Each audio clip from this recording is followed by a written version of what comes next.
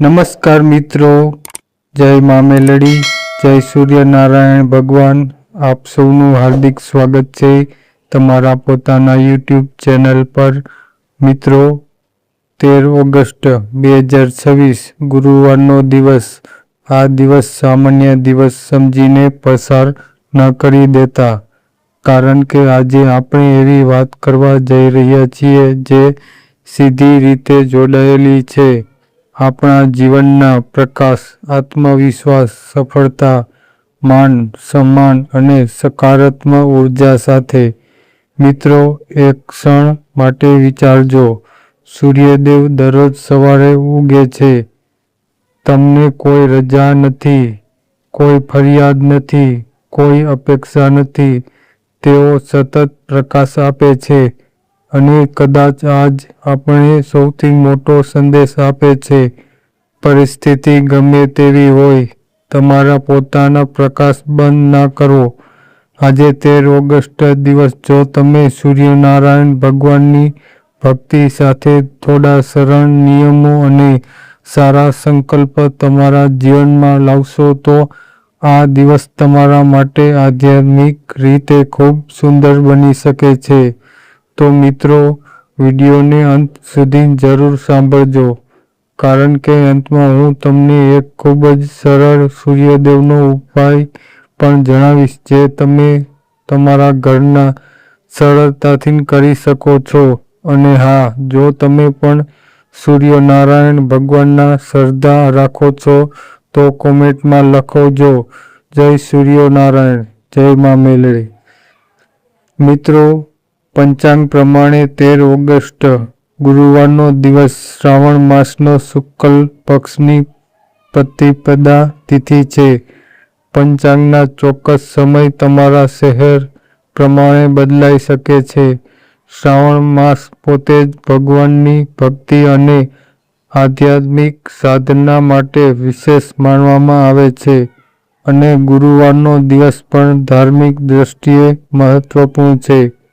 એટલે આ દિવસ જો તમે સવારે સૂર્યદેવને યાદ કરીને દિવસની શરૂઆત કરો તો તમારા દિવસની શરૂઆત જ એક સારા સંકલ્પ થઈ શકે છે. મિત્રો, યાદ રાખજો, સૂર્યદેવ માત્ર આકાશમાં દેખાતો પ્રકાશ નથી. આપણી ભારતીય પરંપરા સૂર્યને જીવનદાન, પ્રકાશના પ્રતીક અને ઉર્જાનો તરીકે પૂજવામાં આવે છે. એટલે સૂર્ય ઉપવાસનો અર્થ માત્ર એક ઉપાય કરવો નથી. તેનો અર્થ છે તમારા જીવનમાં નિયમિતતા લાવવી, તમારા વિચારોમાં પ્રકાશ લાવો અને તમારી અંદર આત્મવિશ્વાસ જોડાયો. સવારે સૌથી પહેલું શું કરવું?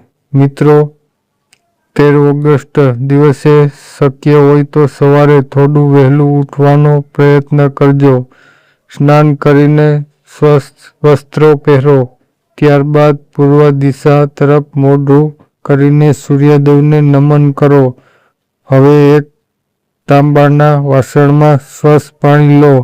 જો તમારી પરંપરા અને શ્રદ્ધા હોય તો તેમાં થોડો અક્ષત અથવા લાલ ફૂલ ઉમેરી શકો છો. હવે ધીમે ધીમે સૂર્યદેવને જળ અર્પણ કરો અને મનમાં કહો, હે સૂર્યનારાયણ ભગવાન, મારા જીવનમાં અને નકારાત્મક દૂર કરો. મને સાચા માર્ગ ચલાવવાની શક્તિ આપો. મિત્રો, આ કરતી વખતે ઉતાવળ ન કરવી. થોડો સમય શાંતિથી ઊભા રહો. તમારા મનમાં જે ચિંતા છે તે થોડા સમય માટે બાજુ પર મૂકી દો અને સૂર્યદેવના પ્રકાશને જોઈને મનમાં એક વાત કહો, મારી જીવનમાં પણ આ પ્રકારની જેમ નવી શરૂઆત થશે.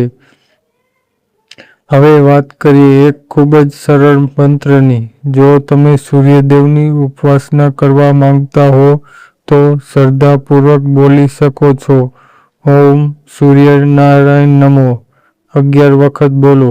જો સમય હોય તો 21 વખત પણ બોલી શકો છો. પરંતુ મિત્રો, માત્ર મંત્રની સંખ્યા મહત્વની નથી, મહત્વનું છે તમારા ધ્યાન અને ભાવ. મંત્ર બોલતી વખતે તમારું મન મોબાઈલમાં નહીં, બીજી ચિંતામાં નહીં, પરંતુ ભગવાનના સ્મરણમાં હોવું જોઈએ. મિત્રો, ઘણા લોકો કહે છે મહેનત કરીએ છીએ છતાં પૈસા ટકતા નથી, કામ કરીએ છીએ છતાં સફળતા મળતી નથી, વેપારમાં પ્રગતિ અટકી ગઈ છે.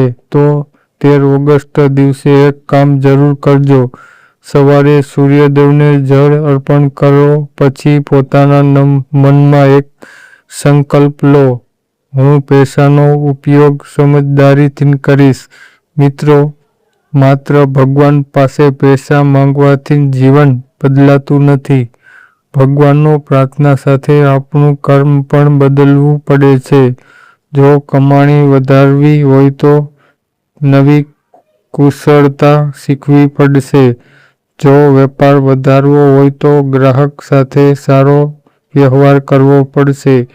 જો નોકરીમાં આગળ વધવું હોય તો કામમાં શિસ્ત લાવવી પડશે. આથી સૂર્યદેવની ઉપાસના સાથે આ સંકલ્પ પણ રાખજો, હું મારી મહેનતથી મારા જીવનને વધુ સારું બનાવીશ. નોકરી કરતા લોકો માટે ખાસ સંદેશ. જો તમે નોકરી કરો છો અને તમને લાગે છે કે તમારી મહેનતની કોઈ કદર નથી થતી, તો નિરાશ ના થશો. દરરોજ પોતાની જાતને એક પ્રશ્ન પૂછજો, આજે હું ગઈકાલે કરતાં શું સારું કરી શકું? સૂર્યદેવની જેમ નિયમિત રહો. સૂર્ય ક્યારેય એવું નથી કહેતા કે આજે મન નથી એટલે પ્રકાશ નહીં આપવું. આ જ નિયમ જીવનમાં આપવાનો. તમારું કામ નાનું હોય કે મોટું, ઈમાનદારીથી કરો. કારણ કે ઘણી વખત સફળતા એક જ દિવસમાં મળતી નથી. સફળતા ધીમે ધીમે બને છે. જો તમે વેપાર કરો છો તો 13 ઓગસ્ટના દિવસે ખાસ ધ્યાન રાખજો કે કોઈ ગ્રાહક સાથે બિનજરૂરી વિવાદ ન થાય. કોઈ સાથે કડવા શબ્દો ન બોલો. તમારા કર્મચારીઓ સાથે સારો વ્યવહાર કરો અને દિવસની શરૂઆત ભગવાનના સ્મરણથી કરો. એક વાત યાદ રાખજો, ગ્રાહક માત્ર પૈસા નથી લાવતો, તે વિશ્વાસ લઈને આવે છે. જો વિશ્વાસ જાળવી રાખશો તો વેપારમાં લાંબ સમય સુધી સારો બની શકે છે. મિત્રો, આજે એક ખૂબ જ નાનો પરંતુ મહત્વપૂર્ણ ઉપાય છે. સવારે સૂર્યદેવને નમન કરો, પછી તમારા માતા પિતા અથવા ઘરના વડીલો આશીર્વાદ લો. જો કોઈ વ્યક્તિ સાથે મતભેદ હોય તો શક્ય હોય તો સુધી તે દિવસે કડવા શબ્દ ટાળો. કારણ કે ઘણી વખત ઘરની મુશ્કેલી બહારથી નથી આવતી, આપણા શબ્દોથી જ શરૂ થાય છે. એક સારો શબ્દ સંબંધ બચાવી શકે છે અને એક કડવો શબ્દ વર્ષોનો સંબંધ તોડી શકે છે. એટલે 13 ઓગસ્ટ સંકલ્પ લો, હું ગુસ્સામાં કોઈને દુઃખ પહોંચાડતો શબ્દો નહીં બોલું. મિત્રો, આજના સમયમાં પૈસા કરતાં પણ મોટી સમસ્યા છે માનસિક અશાંતિ. લોકો પાસે બધું છે પરંતુ શાંતિ નથી. ઘરમાં બધું છે પરંતુ મનમાં ચિંતા છે. એટલે સૂર્યદેવની ઉપાસના કરતી વખતે 5 મિનિટ શાંતિથી બેસો. ધીમે શ્રદ્ધા લો, ધીમે છોડો અને મનમાં કહો, જે મારા હાથમાં નથી તેને લઈને હું ચિંતા નહીં કરું. જે મારા હાથમાં છે તે હું ઈમાનદારીથી કરીશ. આવો વિચાર જીવનમાં ખૂબ મોટો ફેરફાર લાવી શકે છે. મિત્રો, હવે આવી ગઈ છે સૌથી મહત્વની વાત. આ દિવસે માત્ર ભગવાનને કંઈક માંગશો નહીં, ભગવાનને કંઈક આપવાનો પણ પ્રયાસ કરજો. શું આપશો? તમારી એક ખરાબ આદત. જો તમે વધારે ગુસ્સો આવે છે તો કહો, હું ગુસ્સાને પણ નિયંત્રિત રાખીશ. જો આળસ આવે છે તો કહો, હું મારા સમયનો સારો ઉપયોગ કરીશ. જો તમે સતત નકારાત્મક વિચારો છો તો કહો હું સારો વિચારને સ્થાન આપીશ.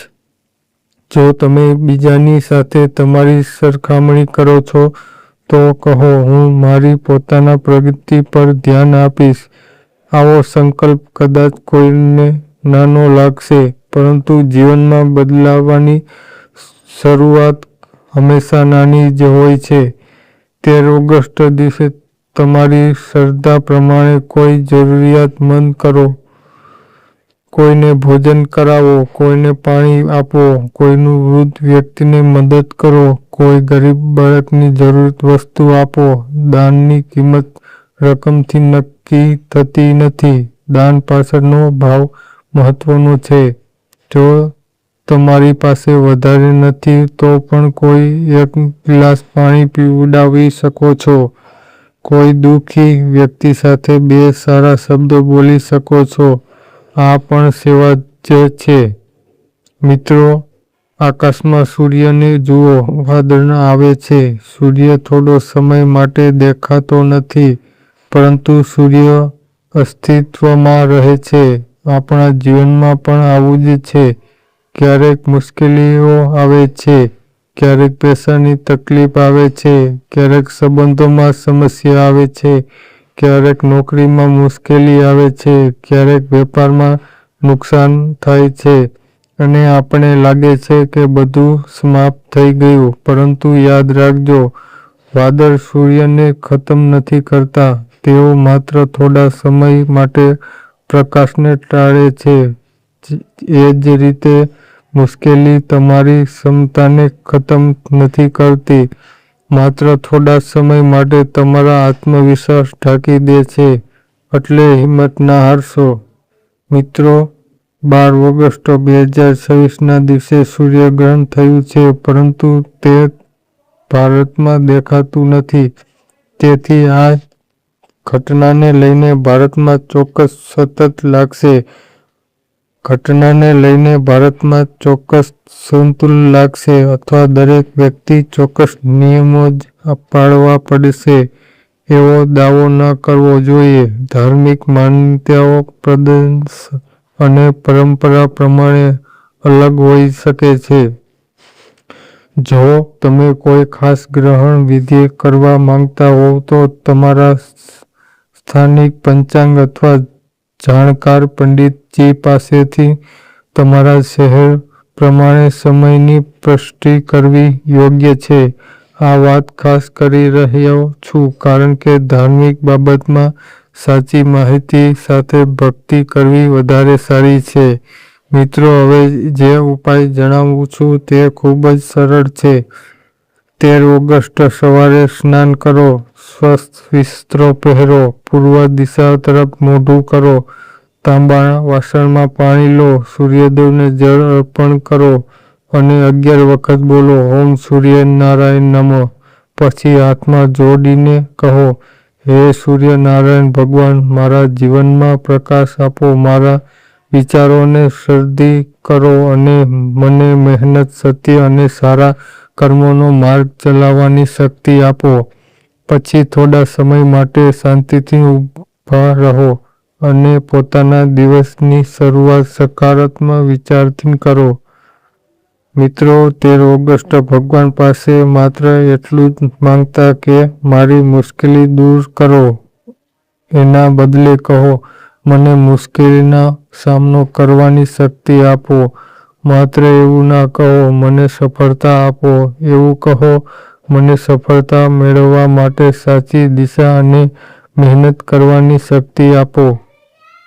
માત્ર એવું ના કહો, મારા ઘરમાં સુખ આપો. એવું કહો, મને મારા પરિવાર સુખ આપનાર વ્યક્તિ બનાવવાની બુદ્ધિ આપો. મિત્રો, આજે જે સૂર્યદેવની ઉપાસના સાચો સંદેશ પ્રકાશ બહાર શોધવાનો નથી, પ્રકાશ પોતાની અંદર જગાડવાનો છે.